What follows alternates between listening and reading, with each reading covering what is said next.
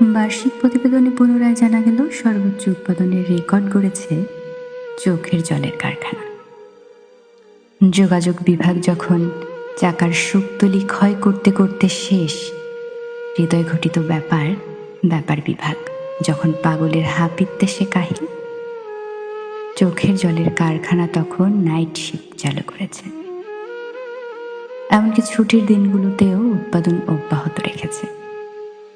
খাদ্য বিশুদ্ধকরণ প্লান্ট যখন আরেক বিপর্যয় গলাধকরণের চেষ্টায় খাবি খাচ্ছে, চোখের জলের কারখানা তখন লাভজনক পুরনো বর্জ্য, বিশেষ করে প্রাক্তন স্মৃতিগুলো পুনঃপ্রক্রিয়াজাতকরণের এক নতুন প্রযুক্তি চালু করেছে। সারা বছর শ্রম দেয়া অশ্রু শ্রমিকদের সব ছবি সাঁটানো চোখের জলের দেয়ালে। আমি এ কারখানার উৎপাদন সংশ্লিষ্টদের একজন।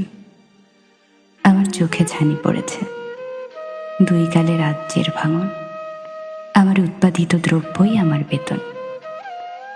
সবচেয়ে বড় কথা, আমার যা আছে তা নিয়েই আমি সুখী।